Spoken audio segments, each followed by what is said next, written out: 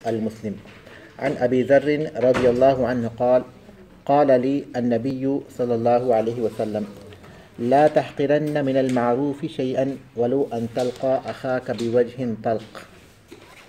یہ لفظ جو ہے تین طرح سے پڑھا گیا، بوجہ طلقن، بوجہ طلقن یا بوجہ طلیقن، یا کے ساتھ بیچ میں یا لگا کر، بوجہ طلقن یا بوجہ طلقن یا پھر بوجہ طلیقن.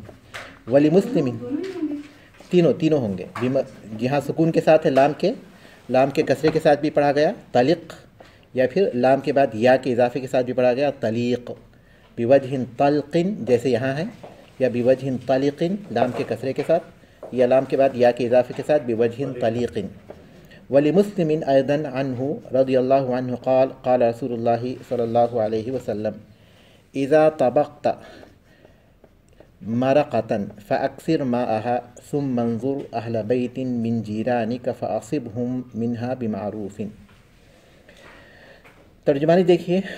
ابو ذر رضی اللہ تعالیٰ عنہ سے روایت ہے، کہتے ہیں قال علی کہا مجھ سے، النبی صلی اللہ علیہ وسلم نبی کریم صلی اللہ علیہ وسلم نے مجھ سے کہا، لا تحقرن من المعروف شیئا، اچھے کام میں سے کسی چیز کو حقیر مت سمجھو. اچھے کام میں سے کسی چیز کو حقیر نہ سمجھو. ولو ان تلقا اخاک بوجہ طلق، اگرچہ کہ تمہارا اپنے بھائی سے خندہ پیشانی سے ملنا ہی ہو. اگرچہ کہ تمہارا اپنے بھائی کے ساتھ خندہ پیشانی یعنی ہنسی خوشی ملنا ہی ہو، اگرچہ کہ وہ چیز ہی ہو، اسے حقیر نہ سمجھو. لا تحقرن حقیر نہ سمجھو، من المعروفی اچھے کام میں سے، شیئن کسی چیز کو، ولو ان تلقا اگرچہ کہ تمہارا ملنا ہو، اخاکا اپنے بھائی سے، بوجہ طلقن خندہ پیشانی کے ساتھ، خندہ روئی کے ساتھ، مسکراتے ہوئے. جی ہاں اتنا ہی، اگرچہ کہ یہ کام ہی ہو، اگرچہ کہ ہنسی خوشی کے ساتھ، اگرچہ کہ خندہ پیشانی کے ساتھ اپنے بھائی سے ملنا ہی ہو، اگرچہ یہ بات ہو تو اس کو بھی حقیر نہ سمجھو.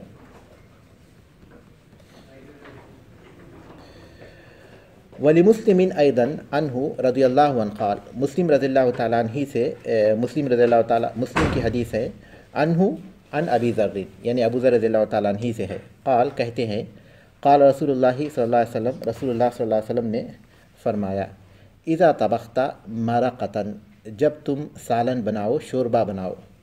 مرق شوربے کو کہتے ہیں. اذا طبخت مرقة جب تم شوربہ بناؤ، فاکثر ماءها تو اس میں پانی بڑھا دو، فاکثر ماءها اس میں پانی بڑھا دو. ثم انظر اہل بیت من جیرانک پھر اپنے پڑوسی کے گھر والوں کو دیکھو. ثم انظر اہل بیت من جیرانک پھر اپنے پڑوسی کے گھر والوں کو دیکھو، یعنی اپنے پڑوسیوں میں سے گھر والوں کو دیکھو، یہ بھی ہم کہہ سکتے ہیں. فَأَصِبْهُمْ مِنْهَا بِمَعْرُوفٍ وعلیکم السلام پس بھلائی کے ساتھ اس میں سے ان کو پہنچاؤ. پس بھلائی کے ساتھ اس میں سے ان کو پہنچاؤ. فَأَصِبْهُمْ یعنی فَأَعْطِهِمْ انہیں دو.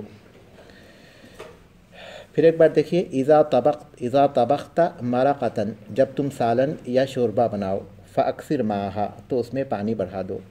ثم انظر اہل بیت من جیرانک پھر اپنے پڑوسیوں میں سے ان کے گھر والوں کو دیکھو، اپنے پڑوسیوں کے گھر والوں کو دیکھو. فاصبهم منها بمعروف اور ان کو معروف کے ساتھ، بھلائی کے ساتھ اس میں سے پہنچاؤ. بھلائی کے ارادے سے پہنچاؤ نہیں، بھلائی کے طریقے کے ساتھ، بمعروف بھلائی کے ارادہ نہیں، بلکہ بھلائی کے ساتھ یعنی اچھے طریقے سے. واضح ہے؟ تو پہلے ہم لوگ الفاظ معنی کریں گے، پھر شرح کی طرف آئیں گے. شرح المفردات، مفردات کی شرح. الکلمہ کیا ہے؟ المعروف ما تعارف الناس على حسنه شرعا وعقلا، جسے لوگ اچھا سمجھتے ہوں. ما تعارف الناس على حسنه جس کی اچھائی لوگوں کے پاس معروف ہو، جس کی اچھائی لوگوں کے پاس معروف ہو، شرعا وعقلا شرعی طور پر بھی، عقلی طور پر بھی، یا جسے لوگ اچھا سمجھتے ہوں شرعاً بھی اور عقلاً بھی، شرعی اور عقلی طور پر، اس کو معروف کہتے ہیں. معروف وہ ہے جو لوگوں کے پاس اچھا ہو شرعی طور پر بھی ٹھیک ہو اور عقل کے حساب سے بھی صحیح ہو۔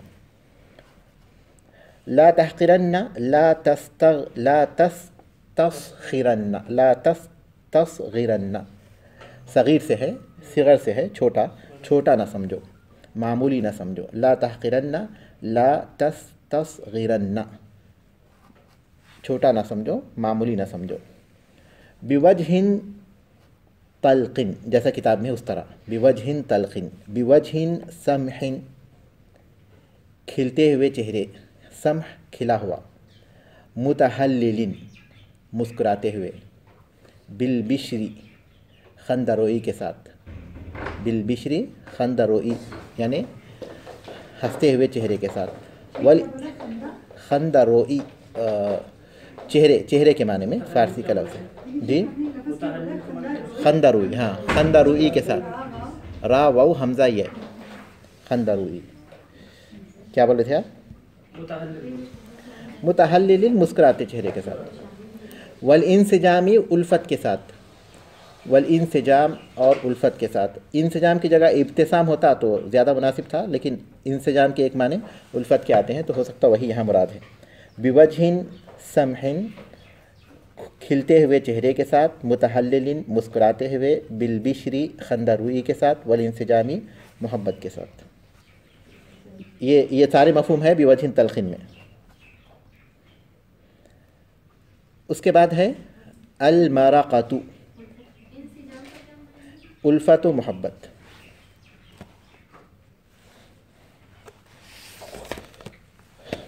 المرقۃ الماء اغلی فیہ اللحم فصار دسما، الماء اغلی فیہ اللحم، پانی جس میں گوشت ابالا جائے، پانی جس میں گوشت گرم کیا جائے یعنی ابالا جائے، فصار دسما، اور وہ روغن والا ہو جائے، چکنائی اس میں نکل جائے، یعنی اس کو اچھی طرح ابالا جائے۔ دسم چربی کو کہتے ہیں، چکنائی کو کہتے ہیں، روغن کو کہتے ہیں، جس کو روغن کہتے ہیں۔ الماء پانی، اغلیہ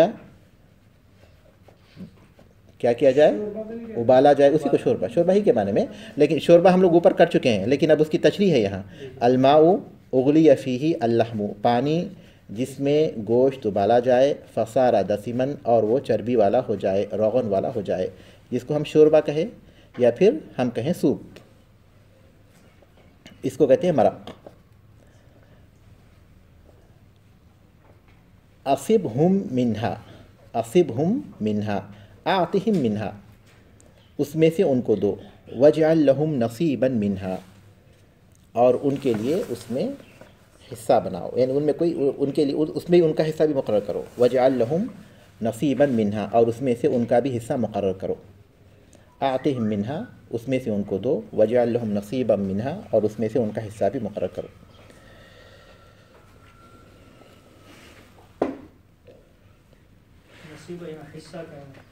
نصیب حصہ، جی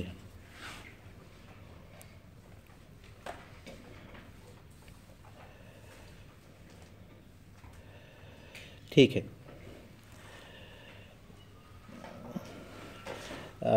اس باب کا عنوان ہے مسلمان کے حقوق میں سے، من حقوق المسلم، مسلمانوں کے بعض حقوق یہاں بیان کیے گئے ہیں، ان میں سے بطور پڑوسی بھی ہے اور عمومیت کے ساتھ بھی ہے۔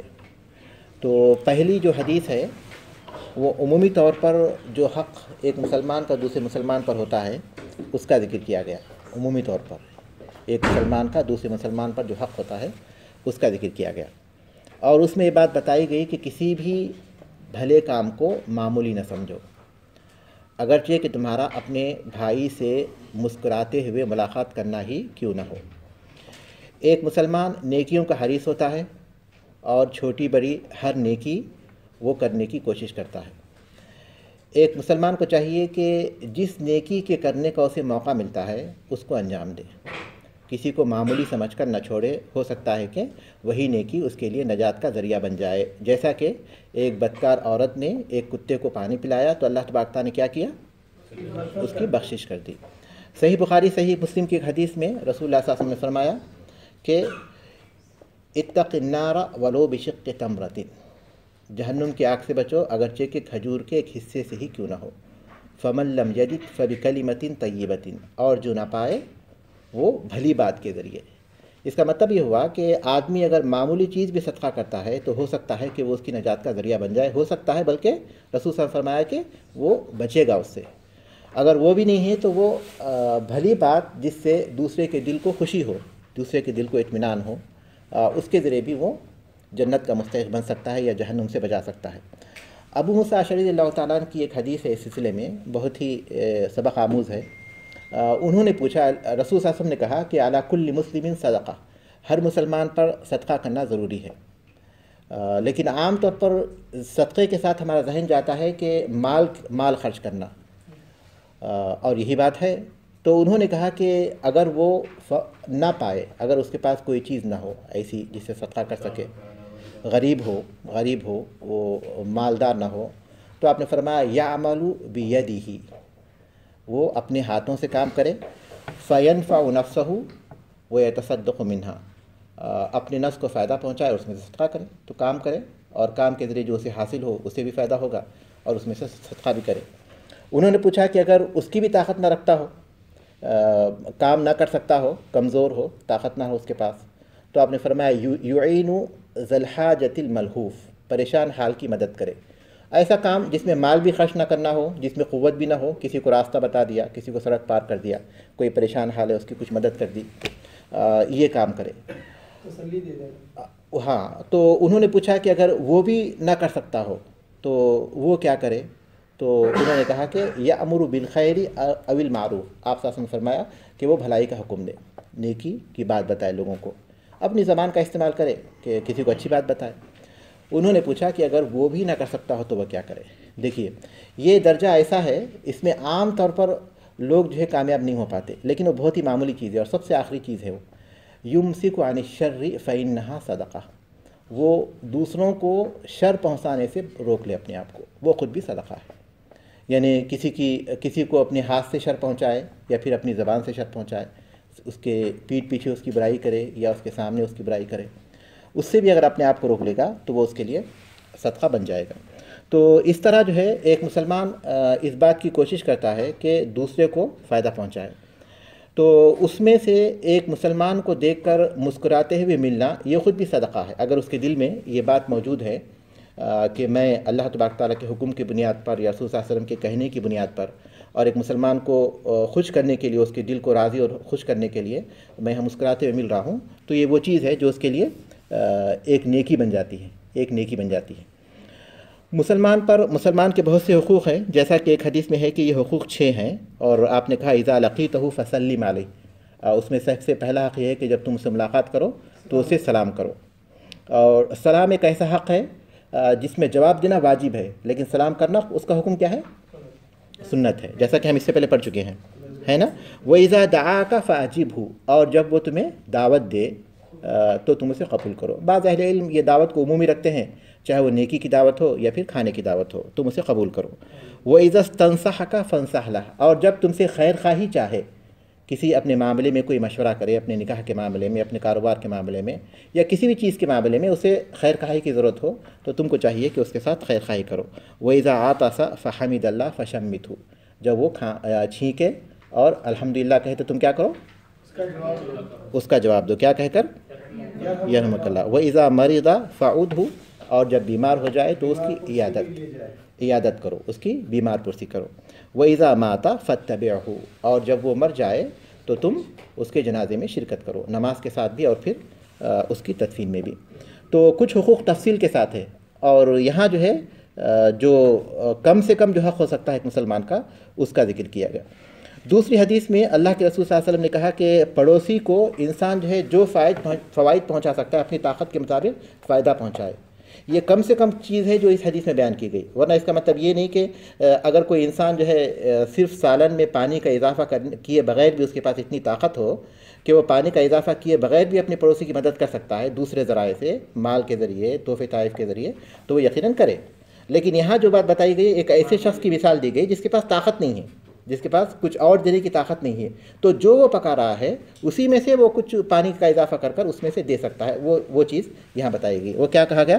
اذا طبخت मरक़तन फ़अक्सिर माहा, जब तुम सालन बनाओ, शोरबा बनाओ तो उसमें पानी का इजाफ़ा कर लो। सुम मंज़ुर अहल बैतिन मिन जीरानिक, अपने पड़ोसी के घर वालों को देखो, यानी पड़ोसी जो हैं उनके बारे में देखो और उसमें मारूफ़ तरीक़े से उनको पहुँचाओ। पड़ोसियों के हुकूक़ के सिलसिले में काफ़ी ताकीद आई है, यहाँ तक कि मन कान युमिनु बिल्लाहि वल यौमिल आखिर फलयुक्रिम जारह। सही बुखारी सही मुस्लिम की हदीस के अल्फाज हैं कि जो आदमी जो अल्लाह पर और आखिरत पर ईमान रखता हो वो अपने पड़ोसी की तकरीम करे, अपने पड़ोसी की तकरीम करे। और एक हदीस में है सही बुखारी ही की, वल्लाहि ला युमिन वल्लाहि ला युमिन वल्लाहि ला युमिन, कसम बखुदा वो मोमिन नहीं, 3 बार आपने कहा और आपसे पूछा गया कि कौन है, तो आपने फरमाया मन ला यअमनु जारुहु बवाइक़हु, जिसका पड़ोसी उसकी तकलीफ़ से महफूज ना रहे, जिसका पड़ोसी उसकी तकलीफ़ से महफूज ना रहे।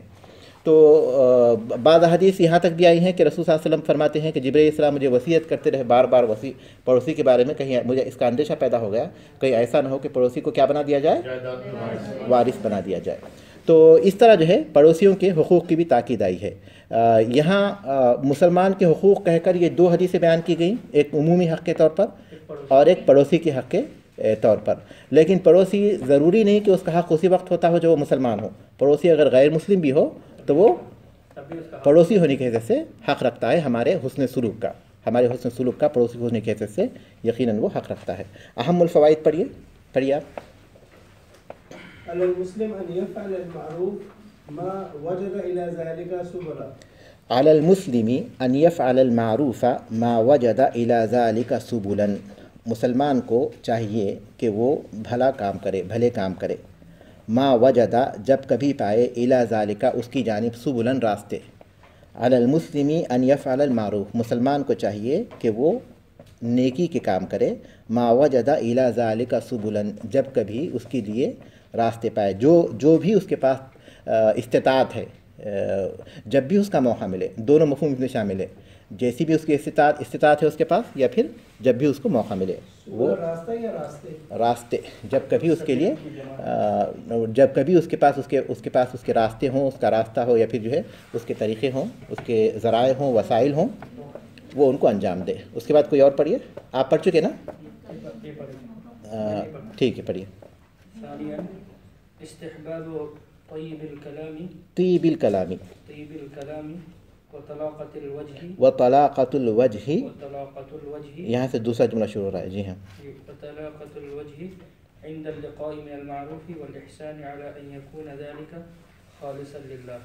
इस्तिहबाब तीबिल कलाम, अच्छे कलाम का मुस्तहब होना, भली बात करने का मुस्तहब होना, यानी भली बात करना मुस्तहब है। इस्तिहबाब तीबिल कलामी, भली बात का मुस्तहब होना। व तलाक़तुल वजही, और खंदा रोई के साथ मिलना, खंदा रोई के साथ मिलना, इंद लिक़ाई। व तलाक़तुल वजही यानी अब यहाँ हम उसका तर्जुमा करेंगे मुलाकात के वक्त खिलते हुए चेहरे के साथ मुलाकात करना। व तलाक़तुल वजही, और चेहरे का खिलना, वालेकुम सलाम, इंद लिक़ाई, मुलाकात के वक्त, मिनल मारूफ़ी, भलाई में से है, और एहसानी, हुस्न सुलूक में से है, अला अन यकूना ज़ालिका खालिसन लिल्लाह, बशर्ते के वो अल्लाह तबारक तआला के लिए हो, अल्लाह के खालिसन लिल्लाह हो। इस्तिहबाब तीबिल कलाम, भली बात का मुस्तहब है, भली बात का मुस्तहब होना यानी भली बात कहना मुस्तहब है। व तलाक़तुल वजही इंदल लिक़ाई, और खिलते हुए चेहरे के साथ मुलाकात करना या फिर चेहरे का खिलना मुलाकात के मौके पर। व तलाक़तुल वजही, और चेहरे का खिलना मुलाकात के मौके पर, मिनल मारूफ़ी वल एहसान, भलाई और एहसान में से है, भलाई और एहसान में से है। अला अन यकून ज़ालिका, बशर्ते के हो वो, खालिसन लिल्लाही, खालिस अल्लाह के लिए। उसकी वजह अगर अल्लाह को राज़ी करना हो तो यकीनन वो मारूफ़ कामों में से है जिस पर इंसान को सवाब मिलेगा। उसके बाद वला सिय्यमा हक़्क़ुल जार, अत्ताकीद अला हक़्क़िल मुस्लिमी, मुसलमान के हक़ की ताकीद, वला सिय्यमा, ख़ास तौर पर। वला सिय्यमा के माने आते हैं ख़ास। ला सिय्यमा एक ऐसा जुमला है, वो अपने बात के जुमले के फजीलत पर दलालत करता है। जो बात ला सिय्यमा से पहले बयान की गई ना, ला सिय्यमा के बाद एक ऐसे अल्फाज को लाए जाते हैं जो पहले से ज़्यादा, उससे पहले जो लफ्ज़ है उससे ज़्यादा फजीलत रखते हैं। मुसलमान का हक़ की ताकीद है لیکن پڑوسی کا حق اس سے زیادہ فضیلت رکھتا ہے، خاص طور پر جب مسلمان پڑوسی بھی ہو۔ تو لا سیما ایک ایسا لفظ یا ایک ایسا جملہ ہے جو اپنے بعد والے جملے کی فضیلت کے لیے لایا جاتا ہے، اپنے بعد والے اس کے بعد لا سیما کے بعد جو جملہ آتا ہے اس کی فضیلت کے لیے یہ لفظ لایا جاتا ہے۔ التاکید علی حق المسلمی، مسلمان کے حق کی تاکید، ولا سیما حق الجار، خاص طور پر پڑوسی کا حق، اور اس کا ترجمہ ہم لوگ خاص طور پر کرتے ہیں۔ ٹھیک ہے، اس کے بعد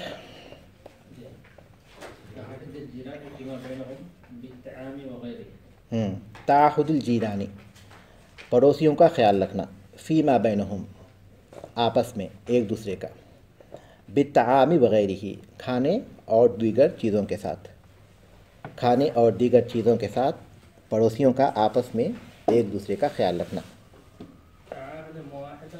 معاہدہ میں نے خیال رکھنا، اہتمام کرنا، اہتمام کرنے کے معنی میں آتا ہے۔ تعاہدہ یا تعاہد، تعاہد الجیرانی، پڑوسیوں کا خیال رکھنا، اس کا آخری والے کا تعاہد الجیرانی، پڑوسیوں کا خیال رکھنا، فیما بینہم، آپس میں ایک دوسرے پڑوسیوں کا آپس پہ ایک دوسرے کا خیال رکھنا۔ یہ مکمل ترجمہ کیجئے، زیادہ اچھا ہے تاکہ جملہ واضح ہو جائے۔ تعاہد الجیرانی فیما بینہم، پڑوسیوں کا آپس میں ایک دوسرے کا خیال رکھنا، بالطعام وغیرہ، کھانے اور دیگر چیزوں کے ذریعے، کھانے اور دیگر چیزوں کے ذریعے۔ علی المسلم ان یفعل المعروف ما وجد الی ذلک سبولا، مسلمان پر ضروری ہے کہ وہ بھلے کام کرے، یا مسلمان کو بھلے کام کرنا چاہیے جب کبھی اس کی طرف راستے پائے۔ استحباب طیب الکلام، بھلی بات مستحب ہے یا بھلی بات کا مستحب ہونا، وطلاقۃ الوجہ عند اللقاء من المعروف والاحسان، اور وعلیکم السلام ورحمۃ اللہ، ملاقات کے وقت پر خندہ پیشانی یا پھر ملاقات کے وقت پر چہرے کا کھلنا، من المعروف والاحسان، نیکی اور احسان میں سے، وعلیکم السلام ورحمۃ اللہ، علی ان یکون ذلک خالصا للہ، بشرطے کہ وہ خالص اللہ کے لیے ہو۔ التاکید علی حق المسلم ولا سیما حق الجار، مسلمان کے حق کی تاکید، خاص طور پر پڑوسی کے حق کی۔ تعاہد الجیران فیما بینہم، پڑوسیوں کا آپس میں ایک دوسرے کا خیال رکھنا، بالطعام وغیرہ، کھانے اور دیگر چیزوں کے ذریعے۔ اس میں ایک چیز ہاں جی، ایک چیز جو ہے ہم لوگ سے چھوٹ گئی، وہ یہ کہ ابو ذر غفاری رضی اللہ تعالیٰ، حدیث کے جو راوی ہیں ان کے بارے میں ہم مختصر طور پر کوئی نہ کوئی تفصیل کرتے ہیں۔ تو ابو ذر غفاری رضی اللہ تعالیٰ کا میرے خیال سے اس سے پہلے ذکر نہیں آیا تھا۔ جندب ابن جنادہ ان کا نام ہے، جندب ابن جنادہ ان کا نام ہے، قبیلہ غفار سے تعلق رکھتے ہیں۔ جندب ابن جنادہ، جندب ابن جنادہ، جی ہاں، جندب ابن جنادہ قبیلہ غفار سے تعلق رکھتے ہیں، الغفاری کہتے ہیں ان کو، غفار، غین فا الف را، غفار، اسی لیے ان کو ابو ذر الغفاری کہتے ہیں۔ غفاری، ابو ذر غفاری الغفار، ٹھیک ہے۔ جندب ابن جنادہ، نہیں یہ نام ہے قبیلے کا، اس طرف مت جائیے، جو ہمارے نام تو غفار کے جو معنی، اس طرف مت جائیے، یہ قبیلے کا نام ہے، ٹھیک ہے۔ اور یہ جو ہے سب سے پہلے یعنی بالکل ابتدا میں اسلام لانے والوں میں سے ہے، بلکہ ان کا اسلام لانے میں ان کا نمبر چوتھا یا تیسرا بیان کیا جاتا ہے، لیکن عام طور پر چوتھا تو نہیں ہو سکتا، کیونکہ عام طور پر معروف یہ ہے کہ سب سے پہلے اسلام لانے والے عورتوں میں خدیجہ ہیں، مردوں میں کون ہیں؟ ابو بکر، بچوں میں کون ہے؟ علی، اور پھر غلاموں میں کون ہے؟ زید رضی اللہ تعالیٰ عنہ، اور لونڈیوں میں ام ایمن، ٹھیک ہے۔ تو لیکن ان کا جو نمبر بتایا جاتا ہے وہ چوتھا یا پانچواں ہے، چوتھے یا پانچویں نمبر پر یہ اسلام لاتے، بالکل ابتدا میں اسلام لانے والوں میں سے قبیلے غفار سے آئے تھے، رسول صلی اللہ علیہ وسلم کے پاس اسلام قبول کیا، اللہ کے رسول صلی اللہ علیہ وسلم نے کہا کہ اپنے اسلام کو چھپاؤ اور اپنے قبیلے میں واپس جاؤ، تو یہ اپنے قبیلے کو واپس ہو گئے تھے، یہاں تک کہ اللہ کے رسول صلی اللہ علیہ وسلم جب مدینہ ہجرت کر گئے تو اس وقت وہ آئے تھے، ابو ذر غفاری رضی اللہ تعالیٰ اس وقت مدینہ پہنچے تھے خندق کے موقع پر۔ اس کے بعد سفر میں حضر میں ہمیشہ اللہ کے رسول صلی اللہ علیہ وسلم کے ساتھ رہے، سفر میں حضر میں اس کے بعد ہمیشہ اللہ کے رسول صلی اللہ علیہ وسلم کے ساتھ رہے ابو ذر غفاری رضی اللہ تعالیٰ عنہ۔ اور ان کی جو وفات ہوئی وہ رسول صلی اللہ علیہ وسلم کا ایک معجزہ وہاں جو ہے ثابت ہوا، ربضہ نامی مقام پر وہ رہنے لگے تھے، حضرت عثمان بن عفان رضی اللہ تعالیٰ نے ان کو مدینے کے باہر کچھ کلومیٹر کے فاصلے پر ایک مقام پر رہنے کے لیے کہا تھا، اور وہاں وہ رہتے تھے۔ اکیلے تھے، تنہا تھے، کوئی ان کے ساتھ نہیں تھا سوائے ان کے غلام، ان کی بیوی کے۔ جب ان کی وفات ہونے لگی، ان کی اہلیہ رونے لگی تو کہا کہ رونے کی وجہ کیا ہے؟ تو انہوں نے کہا کہ ایسے مقام پر ہیں جہاں ہم آپ کے لیے نہ کفن کا انتظام کر سکتے ہیں اور نہ ہی کوئی تدفین کے لیے کچھ لوگ ہیں۔ تو انہوں نے کہا کہ رونے کی ضرورت نہیں۔ اللہ کے رسول صلی اللہ علیہ وسلم نے کہا تھا مجھ سے ایک وقت جب میرے ساتھ کچھ اور افراد بھی تھے کہ تم میں سے ایک آدمی ایسا ہے جو صحرا میں اس کا انتقال ہوگا جہاں کوئی نہیں ہوگا، صحرا میں اس کا انتقال ہوگا جہاں کوئی نہیں ہوگا، اور اس وقت مسلمانوں کی ایک جماعت اس کی تدفین وغیرہ میں حاضر ہو جائے گی، اور میرے ساتھ اس وقت جتنے بھی ساتھی تھے ان کا انتقال ہو چکا ہے اور وہ سب شہروں میں ہوا ہے، اور میں ہی وہ شخص ہو سکتا ہوں، لہذا کسی نہ کسی کو تلاش کرو۔ تو ان کی اہلیہ کہنے لگی کہ اب تو لوگ حج سے واپس ہو چکے ہیں، اب تو شاید ہی کوئی ملے۔ تو جب ان کے شوہر نے اصرار کیا تو وہ ڈھونڈنے کے لیے نکلی، تو مسلمانوں کا ایک قافلہ آتا ہوا دکھائی دیا۔ تو اس وہ قافلہ قریب پہنچا تو انہیں روکا، پوچھا تو بتایا کہ ایک اللہ کے رسول صلی اللہ علیہ وسلم کے ایک صحابی ہیں اور ان کی نزا کا وقت ہے، آخری انتقال کا ان کا وقت ہے۔ کہا کہ کون ہے؟ تو کہا کہ ابو ذر۔ تو وہ فوراً اترے، اور اس قافلے میں بہت ہی عظیم صحابی موجود تھے، اور وہ تھے عبداللہ ابن مسعود رضی اللہ تعالیٰ۔ تو وہ قافلہ ان کے پاس پہنچا، اور پھر اس کے بعد ان کا جب انتقال ہوا تو انہوں نے ان کو نہلایا اور ان کو کفن پہنایا اور وہاں ان کی تدفین کی۔ تو وہاں اللہ کے رسول صلی اللہ علیہ وسلم کی ایک پیشن گوئی ان کے بارے میں جو تھی وہ پوری ہوئی۔ ان سے 281 حدیثیں روایت کی گئی ہیں، 281 حدیثیں ان سے مروی ہیں۔ 12 حدیثیں متفق علیہ ہیں جو صحیح بخاری صحیح مسلم میں ہیں، 2 حدیثیں صرف صحیح بخاری میں ہیں، اور 19 حدیثیں صرف صحیح مسلم میں ہیں۔ 281 ہیں، 281 حدیثیں ان سے مروی ہیں، 281 جن میں 12 متفق علیہ ہیں اور 2 صحیح بخاری میں ہیں اور 19 صحیح مسلم میں ہیں، باقی حدیث کی دیگر کتابوں میں ہیں۔ انہوں نے بہت سے صحابہ سے حدیثیں روایت کی ہیں اور بہت سے صحابہ نے ان سے حدیثیں روایت کی ہیں۔ ان کا انتقال 2 بخاری میں ہے، ان کا انتقال 32 ہجری میں ہوا تھا، 32 ہجری میں ان کا انتقال ہوا، لیکن تاریخ پیدائش ان کی نہیں ملتی، مورخین نے اس کو نقل نہیں کیا، لیکن وفات کی تاریخ بیان کی گئی وہ ہے 32۔ حدیث کا ترجمہ کرنے کے لیے کہا تھا آپ نے، ابو ذر غفاری رضی اللہ تعالیٰ عنہ سے روایت ہے، کہتے ہیں نبی کریم صلی اللہ علیہ وسلم نے مجھ سے کہا لا تحقرن من المعروف شیئا، کسی اچھے کام میں سے کسی کو حقیر مت سمجھو، اچھے کام میں سے کسی کو حقیر نہ سمجھو، ولو ان تلقا اخاک بوجہ طلق، اگرچہ کہ تمہارا اپنے بھائی سے خندہ پیشانی سے ملنا ہی ہو، اگرچہ کہ تمہارا اپنے بھائی سے خندہ پیشانی سے ملنا ہی ہو، یعنی کہ اس چیز کو بھی تم حقیر نہ سمجھو۔ ولمسلم ایضا، اور مسلم ہی کی حدیث ہے، عنہ ابو ذر غفاری رضی اللہ تعالیٰ عنہ سے روایت ہے، کہتے ہیں قال رسول اللہ صلی اللہ علیہ وسلم اذا طبخت مرقۃ، جب تم شوربہ پکاؤ، فاکثر ماءھا، تو اس میں پانی بڑھا دو، ثم انظر اہل بیت من جیرانک، پھر اپنے پڑوسی کے گھر والوں کو دیکھو، فاصبہم منہا بمعروف، اور تو ان کو بھلائی کے ساتھ پہنچاؤ۔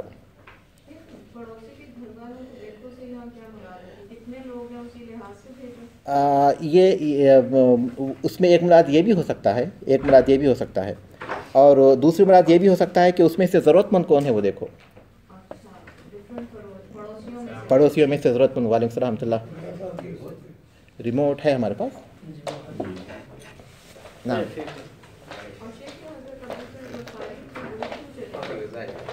جی،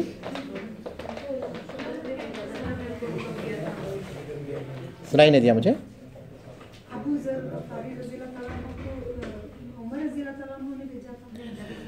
عثمان بن عفان رضی اللہ تعالیٰ نے بھیجا تھا۔ ابو ذر غفاری رضی اللہ تعالیٰ بہت زاہد تھے اور بہت متقی تھے، پرہیزگار تھے، ان کا اپنا ایک انفرادی نقطہ نظر تھا جو مختلف تھا صحابہ کرام کے نقطہ نظر سے، وہ یہ کہ زندگی گزارنے کے معاملے میں جو توسع ہے، یعنی کھانے پینے میں یا پھر پہننے میں سادگی کو واجب سمجھتے تھے، ضروری سمجھتے تھے، کفایت شعاری اور سادگی کو، اور اس میں زیادہ خرچ کرنا یا آرام دہ زندگی گزارنا وہ ان کو بالکل پسند نہیں تھا۔ تو وہ کھلے عام تنقید کرتے تھے۔ شام میں جو ہے حضرت معاویہ رضی اللہ تعالیٰ عنہ پر جو ہے وہ تنقید کرنے لگے اسی طرح، کیونکہ وہ افضل ضرور ہے لیکن واجب نہیں ہے۔ مسلمان کو اس بات کی اجازت ہے کہ وہ اپنی زندگی میں جو وسعت اختیار کر سکتا ہے، لیکن وہ اس کو حرام سمجھتے تھے۔ ابو ذر ان کا اپنا نقطہ نظر تھا، ایک خالص، کافی زاہد تھے۔ تو اس کے بعد جب وہ مدینہ اس کے بعد جب شکایت ان کی پہنچی تو عثمان بن عفان رضی اللہ عنہ جو امیر المومنین تھے اس وقت، انہوں نے کہا کہ ان کو مدینہ بھیج دو، تو وہ مدینہ آ گئے اور وہاں بھی وہی ان کا عالم تھا۔ تو اس کے بعد انہوں نے حکم دیا کہ آپ مدینے کے باہر چلے جائیں۔ تو انہوں نے اس حکم کی تعمیل کی اور اس مقام پر اس طرح پہنچ گئے تھے، اور اللہ کے رسول صلی اللہ علیہ وسلم کی پیشین گوئی بھی اس طرح پوری ہوئی ان کے بارے میں۔ ایک صحرا ہی ان کا انتقال ہوا، کون سا مقام آپ نے بتایا؟ ربضہ۔ جی جی، مال جمع، سونا چاندی جمع کرنے کے خلاف تھے وہ، جمع کرنا، اس کو خرچ کرنا یا پھر اسے صحیح طور پر استعمال کرنا، ان تمام چیزوں کے خلاف تھے وہ۔ شیخ پڑوسی میں وہ کون لوگ ہیں؟ جیسے کوئی میرے گھر کے دائیں ہے بائیں ہے، کوئی آگے پیچھے، اس میں سے کون زیادہ مستحق ہے؟ کس کو دیکھا جائے؟ اقرب، آپ کے گھر کے دروازے سے جو آپ کے سب سے قریبی ہے، وہی زیادہ مستحق ہے۔ یعنی دائیں بائیں اس کے مقابلے میں آپ اس بات کو دیکھیے کہ قریبی کون ہے آپ کے دروازے سے، شیخ صاحب رب داد ہے دال کے ساتھ۔ دال، شیخ صاحب دوبارہ اسپیلنگ اس کی بول دیں۔ را با جی دال ہا۔ شیخ اگر آج کے دور میں کسی کی ایسی سوچ ہو تو غلط، وہ تو ہمارے سامنے واضح ہے نا، صحابہ کے اجماع کے خلاف ہے اور قرآن مجید کے مفہوم کے خلاف ہے۔ دیکھیے صحابہ کے سلسلے میں ایک بات ہمیشہ یاد رکھیے کہ صحابہ کا جو اجتماعی موقف ہے، صحابہ کا جو اجتماعی موقف ہے وہ اجماع ہے، اس کی مخالفت حرام ہے، انسان کو کفر تک بھی پہنچا سکتی ہے۔ لیکن صحابہ کا جو انفرادی موقف ہے، صحابہ کا انفرادی موقف ہے، اگر وہ سنت کے خلاف ہے تو اس کو قبول کرنا ضروری نہیں ہے۔ اور یہاں تو ابو ذر غفاری رضی اللہ تعالیٰ کا ایک موقف تھا اور باقاعدہ اسے تمام صحابہ نے رد کیا، تمام صحابہ نے اسے رد کیا۔ تو مطلب یہ کہ جو ان کی رائے تھی، اگر آج کوئی سوچتا ہے تو جیسے اس وقت وہ غلط تھی ویسے اس وقت آج بھی غلط ہوگی۔ یہ تو شخص اپنی زندگی کے لیے آپ جتنا مرضی اتنا انتظار کر لیں، جی ہاں، لیکن دوسروں پہ تنقید نہ کریں۔ صحیح، بالکل۔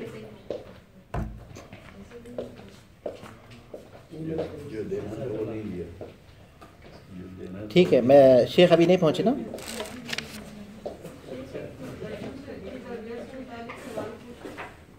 جی ایکچولی یہ اس قسم کی حدیث کے جمعہ کے خطبہ میں بتاتے ہیں امام، جس طرح بھی آپ نے ذکر کیا کہ وہ خاتون جو تھی ان کو کھانے کے برداشت لیکن ایک کتے کے پانی پلانے کی وجہ سے بخش دیا گیا۔ جی اسی طرح آج کے خطبے میں انہوں نے بتایا کہ دو لوگ ہوں گے جو قیامت والے دن اللہ تعالیٰ ان کو جہنم سے نکال دے اور ان سے پوچھیں گے کہ جہنم کیسی جگہ تھی، تو کہیں گے انتہائی بری جگہ تھی۔ پھر اللہ سبحانہ تعالیٰ کہیں گے کہ واپس چلے جاؤ، تو ایک اپنے کو توف پہنے گا اور بھاگنا شروع کر دے گا جہنم کی طرف، اور دوسرا وہیں پہ کھڑا رہے گا۔ تو اللہ سبحانہ تعالیٰ ان سے پوچھیں گے کہ جو وہاں گیا ہے، جو بھاگ رہے تھے ان سے پوچھیں گے کہ تم کیوں گئے، جبکہ اپنی مطلب تم نہیں جاتے، جب تم نے کہا کہ جہنم کی بری جگہ۔ تو انہوں نے کہا میں نے زندگی میں کبھی آپ کا حکم نہیں مانا، لیکن آج میں نے سوچا آج تو میں ضرور آپ کا حکم مانوں گا، اس لیے میں چلا گیا اور اللہ نے انہیں معاف کر دیا اور جنت میں بھیج دیا۔ دوسرے سے پوچھا کہ تم کیوں کھڑے رہے، تو اس نے کہا کہ چونکہ مجھے آپ کی رحمت اور مغفرت دی اور آپ پوری طاقت رکھتے تھے کہ مجھے جہنم میں ڈال دیں، لیکن آپ نے نہیں، تو میں نے یہی سوچا کہ آپ مجھے جنت میں ڈال دیں گے، تو اللہ نے انہیں بھی معاف کر دیا اور جنت میں ڈال دیا۔ تو میرے بچے جو ہیں انہوں نے فوراً کہا کہ دیکھا ماما اللہ سبحانہ تعالیٰ تو معاف کر دیں گے میں جتنے بھی گناہ کر دوں۔ اب ایسی صورت میں بچوں کو مطلب مجھے سمجھ نہیں آتی، ہو سکتا ہے کہ یہ سوال ریلیونٹ ہو، لیکن مجھے سمجھ نہیں آتی کہ کیسے ایسے بچے آج کل کے ایسے ہو گئے ہیں، ہر چیز سے فوراً اپنے فائدے کی چیز نکال لیتے ہیں۔ تو ان کو کس طرح ان چیزوں کی طرف بتایا جائے کہ دیکھو نیکیوں کی جو وہ ہے، وہ حیثیت جو ہے وہ اس لیے نہیں کم ہو جاتی کہ اللہ تعالیٰ غفور الرحیم ہے، اور مطلب امید ہے آپ سمجھ گئے ہوں گے میرے سوال۔ دیکھیے کئی ایسے کام ہیں جس میں جو ہے جنت کی بشارت دی گئی ہے، جس میں یہ بتایا گیا کہ اللہ تبارک تعالیٰ نے اس کام کی، اس عمل کی بنیاد پر ان پر رحم کیا، اس پر اللہ تبارک تعالیٰ نے اس پر رحم کیا۔ اس میں بنیادی طور پر یہ سمجھنا ضروری ہے کہ شروط پورے ہوں اور موانع موجود نہ ہوں، شروط پورے ہوں اور موانع موجود نہ ہوں، یہ بنیادی شروط ہے۔ کسی بھی چیز تک پہنچنے کے لیے ضروری ہے کہ اس کے جو شروط ہوں وہ موجود ہوں، اور دوسرا یہ کہ وہ اس چیز کے حاصل ہونے کے لیے کوئی چیز مانع نہ ہو، تب انسان مستحق ہوتا ہے جنت کا۔ مثال کے طور پر جن کو اللہ تبارک تعالیٰ نے یہ بشارت دی ہے یا پھر یہ وعدہ کیا ہے یا پھر یہ حدیث میں ذکر آیا کہ ان کی اس عمل کی وجہ سے उनको जन्नत में दाखिल किया जाएगा। उनके लिए पहली बुनियादी शर्त क्या है कि वो मुवाहिद हों, अल्लाह पर ईमान रखते हों। ये शर्त है, अल्लाह पर, उसके रसूल पर ईमान रखते हो, उसके फ़रिश्तों पर ईमान रखते हो, उसकी किताबों पर ईमान रखते हो, वगैरह वगैरह, ईमान के जो तफसीलात हैं उसको ईमान रखते हो। ये शर्त हैं। अगर ये मौजूद नहीं होंगी तो ये शर्तें अगर पाई जाएंगी लेकिन कोई रुकावट हो जाएगी, जिसको माने कहते हैं, जैसे कि शिरक है, शिरक एक माने है इंसान के लिए, उसकी मग़फ़िरत के लिए माने हैं, क्योंकि अल्लाह तबारक ने फरमाया कि इन्नल्लाह ला यग़फ़िरु अन युश्रका बिही। हाँ, इसी तरह अल्लाह के रसूल सल्लल्लाहु अलैहि वसल्लम ने जो शफ़ाअत कुबरा, रसूल सल्लल्लाहु अलैहि वसल्लम को जो शफ़ाअत मिलेगी उसके बारे में कहा, हिया मन माता ला युशरिक बिल्लाहि शैया। ये शफ़ाअत उसको मिलेगी जो इस हाल में मरे कि वो अल्लाह के साथ किसी को शरीक ना करता हो। तो इसका मतलब ये हुआ कि जन्नत में दुखूल, इसके जो शुरूत हैं वो पूरे हों और फिर उसके लिए जो रुकावट है वो रुकावटें दूर हों, तब वो जन्नत के मुस्तहिक़ बने। उसके साथ उनका कोई भी अमल हो, यानी उन्होंने बहुत से अमाल तो नहीं किए लेकिन बुनियादी तौर पर उनके शर्त पाई जाती है और उनके पास रुकावट नहीं है। तो ये जब ये शर्तें पाई जाएँ और रुकावट ना हो, उसके साथ कोई ऐसा अमल हो जिसकी वजह से अल्लाह तबारक उन पर रहम करे, तो ये जो है बुनियाद है कोई भी चीज़, उसके बगैर वो चीज़ हासिल नहीं होती। इसीलिए ये कहा गया कि जन्नत की चाबी क्या है? ला इलाहा इल्लल्लाह। लेकिन कोई चाबी दंदानों के बगैर नहीं होती, दंदानों के बगैर कोई चाबी नहीं होती। जब चाबी के दंदाने आप पैदा करेंगे तो फिर वो जन्नत का दरवाज़ा खुलेगा। तो शुरूत का होना और मवाने का ना होना, ये बुनियादी शर्त है। उसके बाद आमाल हैं जिसकी बुनियाद पर अल्लाह तबारक तआला रहम करेगा। फिर कोई भी अगर ये समझे कि वो दो शख्स हैं जिनका आपने जिक्र किया, मुझे नहीं मालूम कि उसका मर्जा क्या है और उस हदीस का पाया क्या है, लेकिन अगर हम उसको सही तस्लीम भी करते हैं तो बुनियादी तौर पर कौन आदमी ये कह सकता है कि उन दो में वो शामिल हो सकेगा? नुकसानदेह बात है अगर कोई ये समझता है कि वो रहमत उससे हासिल हो जाएगी जो उन दो शख्स को हासिल हुई। और ये ला यामनु मकरल्लाह इल्लल कौम अल काफिरून, अल्लाह के मकर से, अल्लाह के अजाब से वही लोग जो है बेखौफ होते हैं जो कि काफिर होते हैं। तो ना तो इंसान को अल्लाह तबारक के अजाब से इस तरह बेखौफ होना चाहिए और ना ही मायूस होना चाहिए। तो इंसान को ये नहीं समझना चाहिए कि जिनके बारे में बशारत दी गई कि वो दो शख्स हैं वो वही होगा। तो ये जो है बहुत ही नुकसानदेह वाली बात है। ये बातें ध्यान में रखना ज़रूरी है।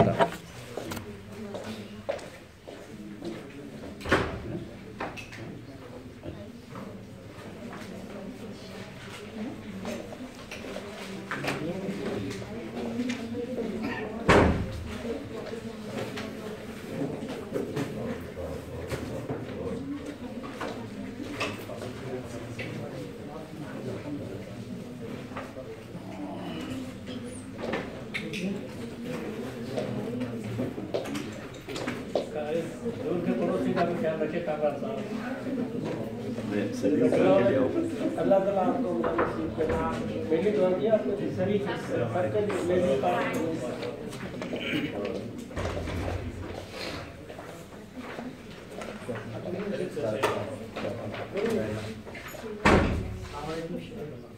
मेरे सलाम के कैसे आप? वालेकुम अस्सलाम व रहमतुल्लाहि व बरकातहू।